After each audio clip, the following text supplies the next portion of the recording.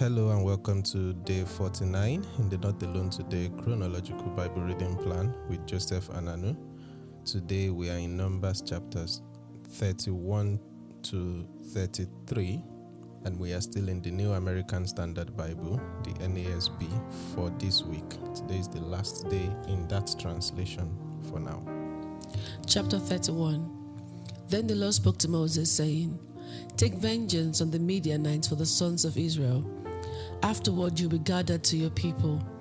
So Moses spoke to the people, saying, "Arm men from among you for the war, so that they may go against the Midian to execute the Lord's vengeance on Midian. You shall send 1,000 from each of all the tribes of Israel to the war." So there were selected from the thousands of Israel 1,000 of each tribe, 12,000 armed for war, and Moses sent them 1,000 from each tribe to the war, and Phinehas the son of Eleazar the priest to the war with them, and the holy implements and the trumpets for the alarm in his hand. So they made war against the Midian, just as the Lord had commanded Moses, and they killed every male. They killed the kings of Midian along with the rest of those killed, Hevi, Rechem, Zor, Hor, and Reba, the 5 kings of Midian. They also killed Balaam the son of Beor with a sword. And the sons of Israel took captive the women of Midian and their little ones, and they plundered all their cattle, all their flocks, and all their property. Then they burned all their cities where they lived and all their encampments. And they took all the plunders and all the spoils, both of people and of livestock. They brought the captives and the spoils and the plunder to Moses, to Eleazar the priest, and to the congregation of the sons of Israel, to the camp at the plains of Moab, which are by the Jordan opposite Jericho. And Moses, Eleazar the priest, and all the leaders of the congregation went out to meet them outside the camp. But Moses was angry with the officers of the army, the commanders of thousands and the commanders of hundreds, who had come from service in the war. And Moses said to them, "Have you spared all the women? Behold, they caused the sons of Israel through the counsel of Balaam to be unfaithful to the Lord in the matter of Peor, so that the plague took place among the congregation of the Lord. Now therefore, kill every male among the little ones, and kill every woman who has known a man intimately. However, all the girls who have not known a man intimately keep alive for yourselves. And as for you, camp outside the camp for 7 days. Whoever has killed a person and whoever has touched anyone killed, purify yourselves, you and your captives, on the 3rd day and on the 7th day. And you shall purify for yourselves every garment, every article of leather, every work of goat's hair, and every article of wood." Then Eleazar the priest said to the men of war who had gone to battle, "This is the statute of the law which the Lord has commanded Moses. Only the gold and the silver, the bronze, the iron, the tin, and the lead, everything that can withstand the fire, you shall pass through the fire, and it will be clean. Only it shall be purified with water for impurity. But whatever cannot withstand the fire, you shall pass through the water. And you shall wash your clothes on the 7th day, and you will be clean. And afterwards you may enter the camp."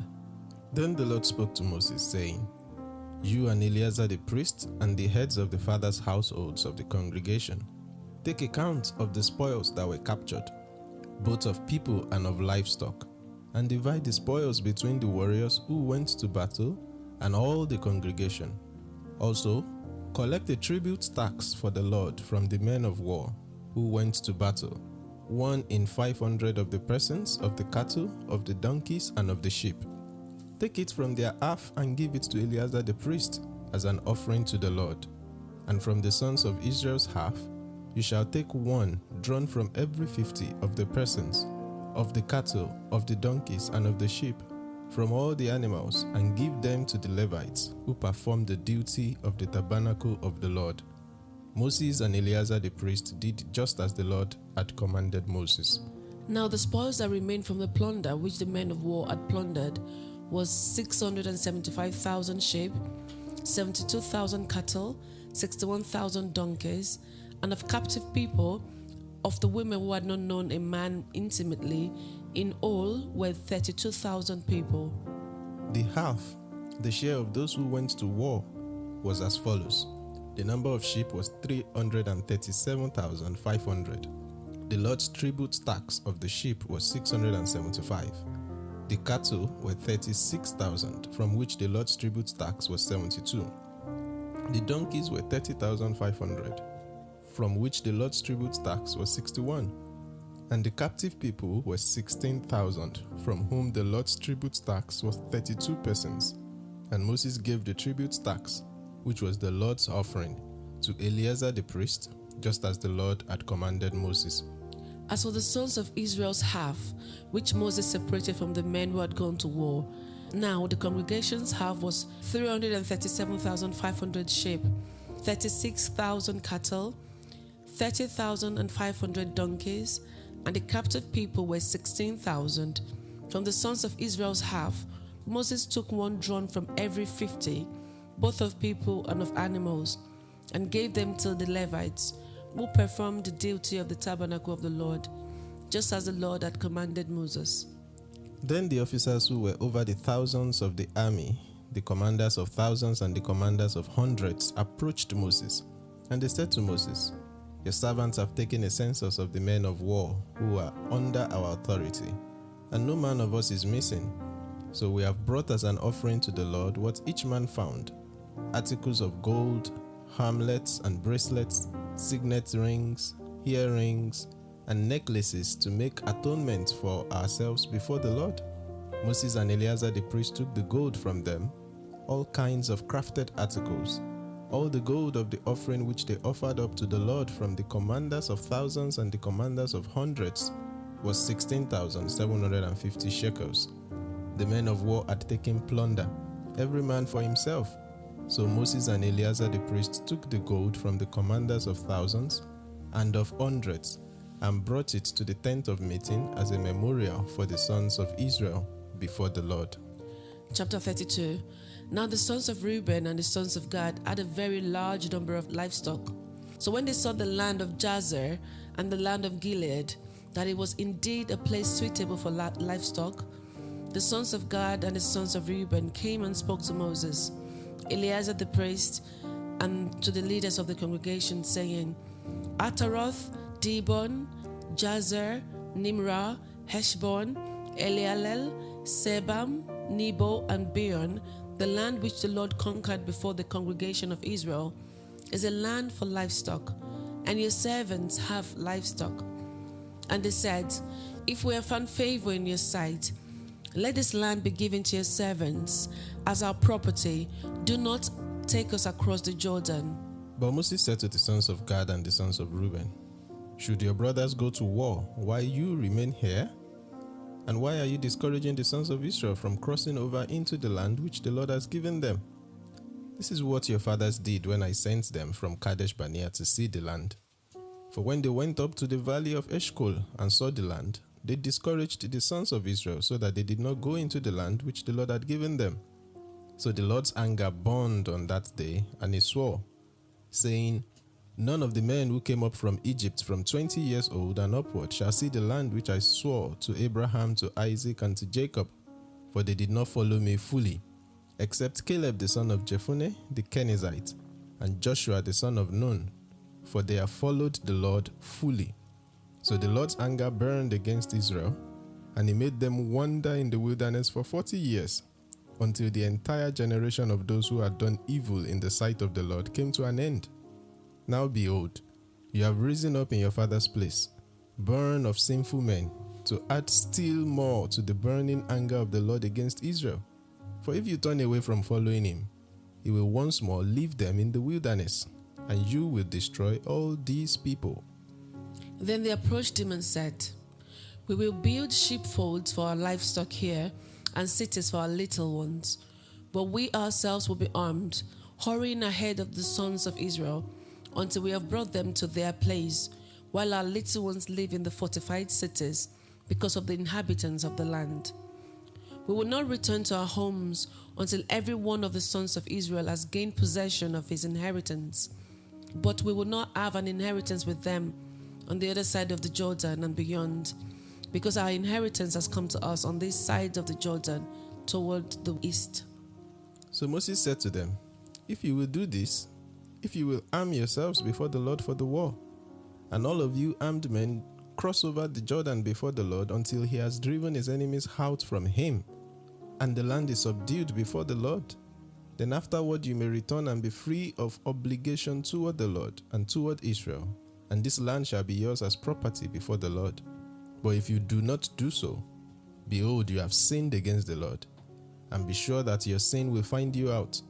Build yourselves cities for your little ones, and sheepfolds for your sheep, and do what you have promised. Then the sons of Gad and the sons of Reuben spoke to Moses, saying, your servants will do just as my Lord commands. Our little ones, our wives, our livestock, and all our cattle shall remain there in the cities of Gilead, while your servant, that is, everyone who is armed for war, cross over in the presence of the Lord to battle, just as my Lord says. So Moses gave the command regarding them to Eleazar the priest, to Joshua the son of Nun, and to the heads of the fathers' households of the tribes of the sons of Israel. And Moses said to them, if the sons of Gad and the sons of Reuben, everyone who is armed for battle, cross with you over the Jordan in the presence of the Lord, and the land is subdued before you, then you shall give them the land of Gilead as their property. But if they do not cross over with you armed, they shall instead be settled among you in the land of Canaan. And the sons of Gad and the sons of Reuben answered, saying, as the Lord has said to your servants, so we will do. We ourselves will cross over armed in the presence of the Lord into the land of Canaan, and the property of our inheritance shall remain with us across the Jordan. So Moses gave to them, to the sons of Gad, the sons of Reuben, and to the half-tribe of Joseph's son Manasseh, the kingdom of Sihon, king of the Amorites, and the kingdom of Og, king of Bashan, the land with its cities with their territories, the cities of the surrounding land. And the sons of Gad built Dibon, Ataroth, Aroer, Athroth Shophan, Jazer, Jogbeha, Beth Nimran, and Beth Haran as fortified cities, and sheepfolds for their sheep. The sons of Reuben built Heshbon, Elealel, Kiriathahim, Nebo, and Baal Meon, their names being changed, and Sibmah. And they gave other names to the cities which they built. The sons of Machir, the son of Manasseh, went to Gilead and took it, and dispossessed the Amorites who were in it. So Moses gave Gilead to Machir, the son of Manasseh, and he lived in it. Jair, the son of Manasseh, went and took its towns, and called them Havoth-Jair. Nobah went and took Kenath and its village, and named it Nobah after his own name. Chapter 33. These are the journeys of the sons of Israel by which they came out of the land of Egypt by their armies, under the leadership of Moses and Aaron. Moses recorded their starting places according to their journeys by the command of the Lord, and these are their journeys according to their starting places. Now they journeyed from Ramesses in the first month on the 15th day of the first month. On the day after the Passover, the sons of Israel started out boldly in the sight of all the Egyptians. While the Egyptians were burying all their firstborn, whom the Lord had fatally struck among them, the Lord had also executed judgments against their gods. Then the sons of Israel journeyed from Ramesses and camped in Succoth. They journeyed from Succoth and camped in Etham, which is on the edge of the wilderness. Then they journeyed from Etham and turned back to Pi-Hahiroth, which faces Baal-Zephon, and they camped before Migdol. They journeyed from Pi-Hahiroth and passed through the midst of the sea to the wilderness. And they went 3 days' journey in the wilderness of Etham and camped at Marah. They journeyed from Marah and came to Elim, and in Elim there were 12 springs of water and 70 palm trees, and they camped there. They journeyed from Elim and camped by the Red Sea, and they journeyed from the Red Sea and camped in the wilderness of Sin. They journeyed from the wilderness of Sin and camped at Dovkar. They journeyed from Dovkar and camped at Alosh. And they journeyed from Alosh and camped at Rephidim. Now it was there that the people had no water to drink. And they journeyed from the Rephidim and camped in the wilderness of Sinai. They journeyed from the wilderness of Sinai and camped at Kibroth Hatava. They journeyed from Kibroth Hatava and camped at Azeroth. They journeyed from Azeroth and camped at Rithma. They journeyed from Rithma and camped at Rimmon Perez. They journeyed from Rimmon Perez and camped at Libnah. They journeyed from Libnah and camped at Risa. They journeyed from Risa and camped at Kehelatha. They journeyed from Kehelatha and camped at Mount Shephar. They journeyed from Mount Shephar and camped at Harada. They journeyed from Harada and camped at Makheloth. They journeyed from Makheloth and camped at Tahath. They journeyed from Tahath and camped at Terah. They journeyed from Terah and camped at Mithka. They journeyed from Mithka and camped at Ashmona. They journeyed from Ashmona and camped at Moseroth. They journeyed from Moseroth and camped at Bene Jakan. They journeyed from Bene Jakan and camped at Hor Haggidgad. They journeyed from Hor Haggidgad and camped at Joptha. They journeyed from Joptha and camped at Abrona. They journeyed from Abrona and camped at Ezion Geber. They journeyed from Ezion Geber and camped in the wilderness of Zin, that is Kadesh. They journeyed from Kadesh and camped at Mount Or, at the edge of the land of Edom. Then Aaron the priest went up to the Mount Or at the command of the Lord and died there in the 40th year, after the sons of Israel had come from the land of Egypt on the first day in the 5th month. Aaron was 123 years old when he died on Mount Hor. Now the Canaanites, the king of Harad, who lived in the Negev, in the land of Canaan, heard about the coming of the sons of Israel. Then they journeyed from Mount Hor and camped at Zalmonah, and they journeyed from Zalmonah and camped at Punon. They journeyed from Punon and camped at Oboth. They journeyed from Oboth and camped at Iye Abarim, at the border of Moab. They journeyed from Iyim and camped at Dibon Gad. They journeyed from Gibbon Gad and camped at Almon Diblathaim. They journeyed from Almon Diblathaim and camped in the mountains of Abarim before Nebo. They journeyed from the mountains of Abarim and camped in the plains of Moab by the Jordan opposite Jericho. They camped by the Jordan from Beth Jeshimoth as far as Bel Shittim in the plains of Moab. Then the Lord spoke to Moses in the plains of Moab by the Jordan, opposite Jericho, saying, Speak to the sons of Israel and say to them, When you cross the Jordan into the land of Canaan, you shall drive out all the inhabitants of the land from you, and destroy all their idolatrous sculptures, destroy all their cast metal images, and eliminate all their high places. And you shall take possession of the land and live in it, for I have given the land to you to possess it. You shall maintain the land as an inheritance by lot according to your families. To the larger you shall give more inheritance, and to the smaller you shall give less inheritance. Wherever the lot falls to anyone, that shall be his. You shall pass on land as an inheritance according to the tribes of your fathers. But if you do not drive out the inhabitants of the land from you, then it will come about that those whom you let remain of them will be like thorns in your eyes and like pricks in your sides, and they will trouble you in the land in which you live. And just as I plan to do to them, I will do to you. This is the word of the Lord. Thanks be to God.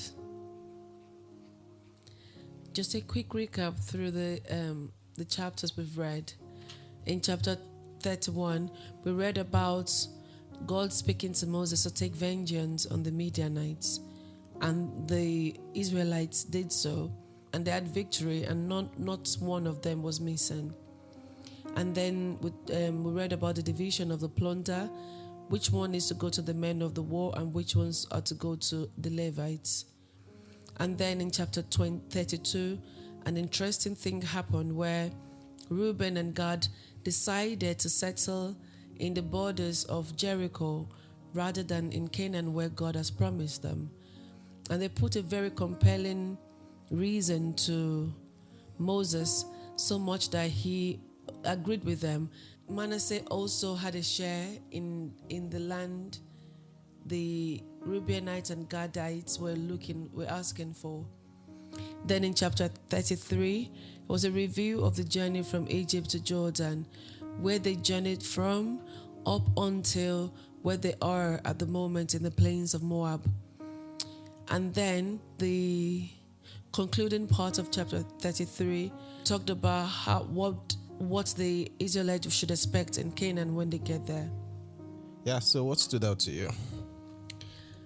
Firstly is the word take vengeance on the Midianites in verse 2. In some version it reads as retribution.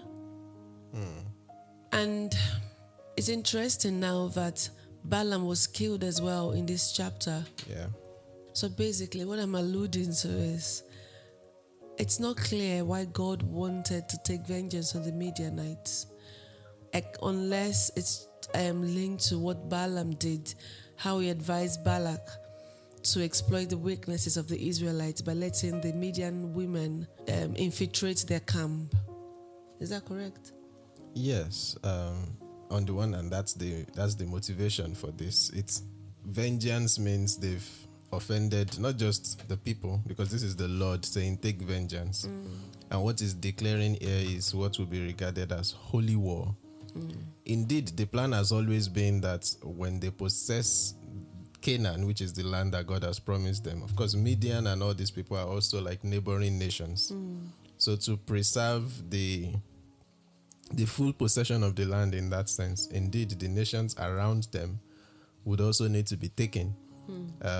So in any case, that was the destiny of the Midianites would have been that they would be conquered. In any case, that was why Balak was wanting Balaam to curse them, because he feels like they will be more powerful than him.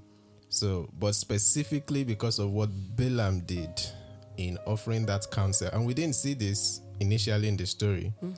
We just knew that immediately after the episode of those 3 oracles or discourses that Balaam gave, we saw that women from the Midianite camp came into the Israelite camp and began to lead to that plague from the Lord, that judgment that came upon the people.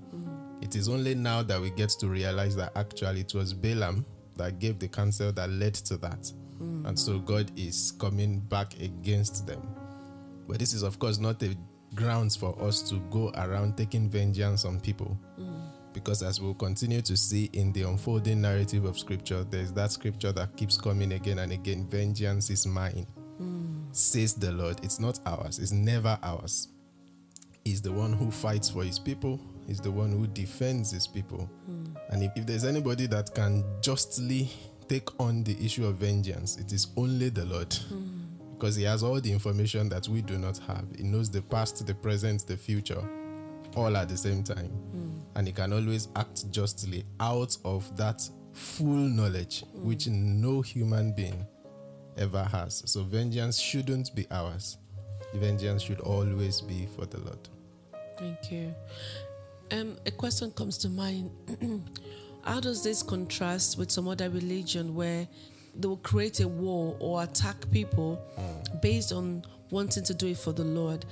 How is this different? If God is commissioning a holy war that is killing all of the Midianites male and even the women and some children? Yes, good, beautiful question. We've seen the first inkling of this as far back as Genesis. In fact, when God was promising this part of the Lord's world, this part of the planet to Abraham, God said the reason why he's not going to give it to Abraham at that time, 400 plus years ago, is because the cup of their iniquity has not gotten to the brim. In other words, God is speaking from his foreknowledge of the kind of people they are, the kind of people they will become, the kind of land that area would become. To wipe off the people that are there and to repopulate those kingdoms with God's own people. In God's full knowledge, sovereignty, wisdom, and all understanding is the best outcome possible ever. Be that as it may, the main difference between this, because even this plan is not going to be Remember, we've said that this is an unfolding story. Yes. By the time we get to the New Testament, we will see that Jesus will never sanction, even in the name of a holy war, for anyone to kill anyone. He will tell us, love your enemies, bless them that curse you, do good to them that hate you. Upside down kingdom. And yet is the same God. As God changed or God's stance changed? No. But this is all an unfolding story to reveal to us God's redemption plan in a way that, we're going to get to a point in history where we just know that it takes God and God himself to bring the salvation that he has always promised his people. And that is when Jesus comes into the picture. And so the act of killing anyone, you would see that even in this passage, when they had gone to kill in the name of the Lord, they still needed to come back and have a cleansing rite, because they themselves have become unclean. Anyone that have touched a dead body or killed someone has become unclean. And so God will not... That's one of the ways we begin to see that this is not the perfect plan of God. He won't authorize something that makes you dirty before him and then accept you back. But it's a pointer to things to come. Yes. And until we take the full scope of scripture, we won't appreciate the full import of that. And I must say that there is no way we think about it. We will always still continue to fall short in fully understanding this mystery or this concept or this idea of holy war. True. Coming from God. But it is definitely not God's perfect plan for people to continue to kill one another, as Jesus will help us to realize in full when it comes into the story. Thank you. You're welcome. Any other thing in 31 before we move on to 32? The division of the plunder. I found it striking that not only those people who went to battle got something, but they were made to share even with those that did not go to battle. True. Not everybody made it into the army, either by reason of age or physical capacity and things like that. But even those people, in some sense, also have a share in the spoil. I take that into the context of doing work for God, or even in teamwork in secular settings. While some people will be at the front lines getting the work done, there will be some other people in the background. Maybe all they could do is, the strategy, the planning, or the other aspects of the job that nobody really sees. But everyone is equally important. That's the idea here. So yeah, I think it's instructive in many ways for us in our respective communities and teams to realize that everyone has a part.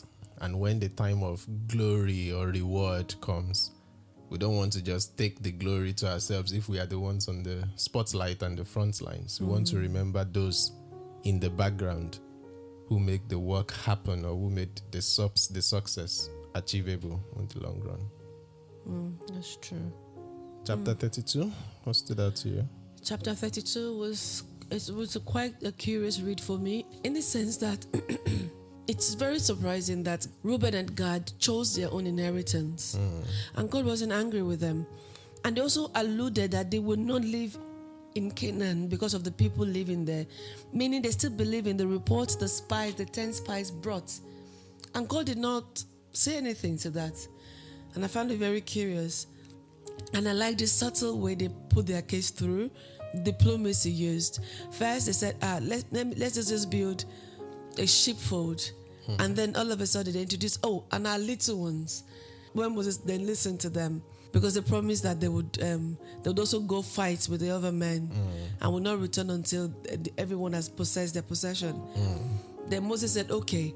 But then the next thing they would say is, they made it seem as though the agreement was at Moses' command. They said something like, they said, your servant will do just as my Lord commands. And then in 27, they said, just as my Lord says.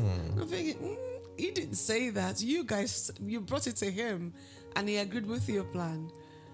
But I do understand why they would coin it like that, in the sense that upon Moses' agreement, then we would do as such. Yeah. But I was just quite very curious, and I was very curious on how Machir, son of Manasseh, was also given Gilead, but wasn't accounted that he was part of the people who were asking for the land beyond the Jordan. Yeah, so in the deal that these people are striking, in a manner of speaking, with Moses, besides of course, they feel like, okay, we've won this great victory. We have all this plunder, all these cities already on the other side of the promised land. Let's dwell there. Makes sense. But when Moses then took that ushered that query against them to say, you want to do the same thing your fathers did? Are you afraid to go with us in and all that? I love the response that they came back with. Whether this was pre-planned or not, I don't know. But the spirit of the concept is enviable. That we will, even if you give us our own inheritance now on this side and we say, okay, this is our own place, that doesn't mean that we are not going into the promised land to fight. Until every single tribe has gotten their inheritance, we will not return here to come and dwell there. We're just saying, we've seen it already.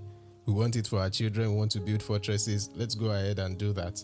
But we are not dwelling there and cutting ourselves out from the rest of the people. We want to go and ensure that we harm ourselves. We fight for all our brothers until every single tribe has gotten what the Lord has promised them. And that's beautiful. It's within the African concept or the African worldview is what will be referred to as Ubuntu. This whole idea of I am because you are. In other words, my existence is never isolated. My existence at its very core finds meaning and identity and purpose in the fact that I am not dwelling in isolation. I dwell in community. I only exist because you exist, because the community exists. And that's a beautiful philosophy to live by. Yes, that makes sense. Thank you. You're welcome. Chapter 33, what stood out to you? I like the summary of their journey. And here we got to see that they actually traveled through some other places that we weren't aware of. It's quite detailed. And it's quite good to know how old Aaron was at the time he died. Yeah. Yeah, similarly, just that idea of chronicling their journeys.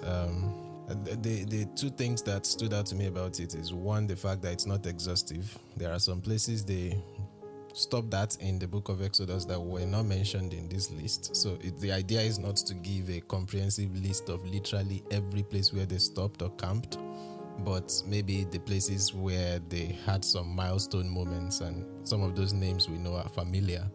And like you rightly mentioned, there are also some of them that we never heard about at all.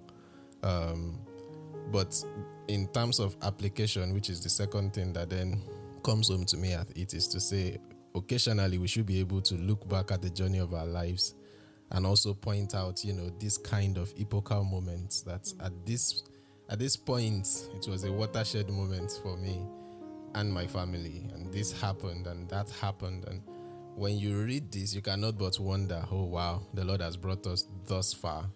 It's like that song that says, count your blessings, name them one by one, and it will surprise you what the Lord has done. So you can stand, this year will make it 10 years that we've been married. Yeah. But you can look back through those 10 years and stand on the corridors of Newham Hospital when baby number 1 was coming and they were telling us, the baby is not happy. And shortly after you are holding your baby in your hands, you can stand, in University of Law, writing your final master's exam.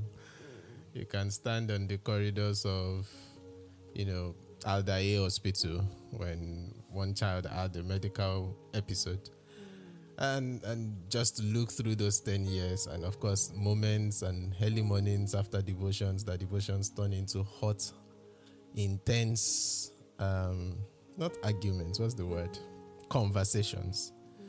And you just look through what the Lord has brought you from the days of living in a certain context and now living in another context and all those kind of situations. And you see how good the Lord has been. So yes, let's learn to chronicle our journeys. If you're into journaling, journal, keep a record one way or the other. And if not, at least take pictures and let Google Photos help you, remind you of where you've been when you come back to those pictures 10 years later, 8 years later, and they tell you this is what happened 3 years ago, 7 years ago, and you're like, oh yeah. So yeah, it's beautiful. And I like the warning at the end, of course, that now it's clear that we have come to the end of the book of Numbers, just a couple more chapters for day 50 and 51. But we can see now that they are at the threshold of the promised land. And so the book of Deuteronomy that we are looking at ahead is just going to be Moses' farewell message. You mentioned that we were told Aaron's age when he died. And we do know that Moses died at 120. We've always known that it's just a 3-year gap between them. The implication is that both Aaron and Moses actually died in the same year.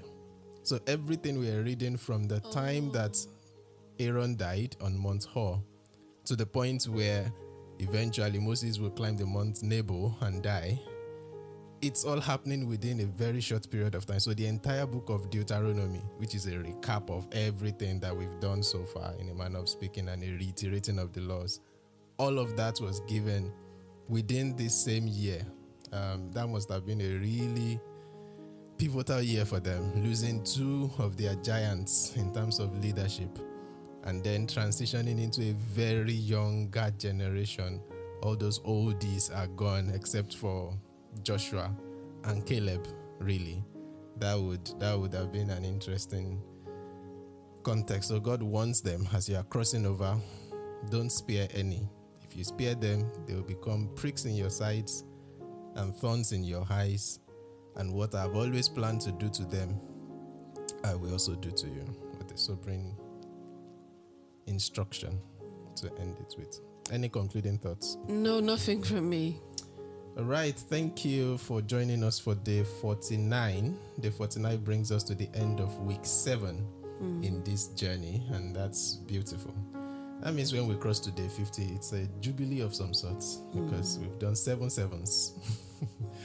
Anyways, we'll see you on day 50 as we continue the journey through the book of Numbers. But till then, just remember, you're not alone Today, God bless you.